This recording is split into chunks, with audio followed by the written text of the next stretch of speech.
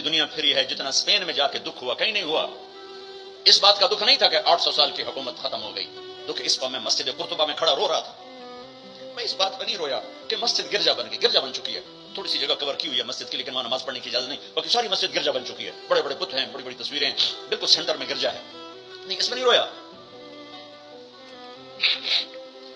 رویا اس بات پر محراب کے سامنے کھڑا تھا اور مجھے وہاں قرطبی نظر آ رہے تھے نماز پڑھاتے ہوئے، ابن عربی کے فلسفے نظر آ رہے تھے، اللہ کی معرفت کی گتھیاں سلجھا رہے تھے، بقی ابن مخلد کا درس حدیث نظر آ رہا تھا، قرطبی کا درس تفسیر نظر آ رہا تھا، یحییٰ بن یحییٰ اندلسی کے درس حدیث کی مجلس نظر آ رہی تھی، لیکن وہ میرے خوابوں میں تھا، باہر تو بت پڑے ہوئے تھے۔ اور میں جو دکھی ہوا کس بات پہ ہوا کہ جس وجہ سے اسپین کی مسجدیں گرجا بن گئی، 800 سالہ حکومت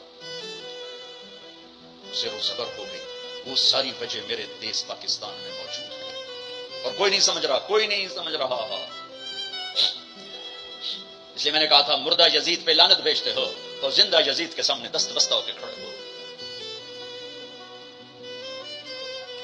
اس ایک حدیث کو سینے سے لگا لو، دل کھلے کر دو سب کے لیے۔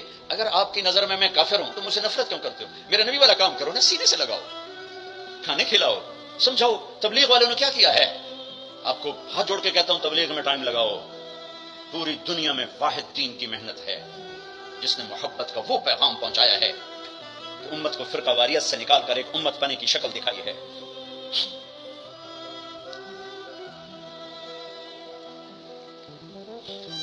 میرے نبی نے کیا کیا؟ عبداللہ بن ابی کا جنازہ پڑھا دیا۔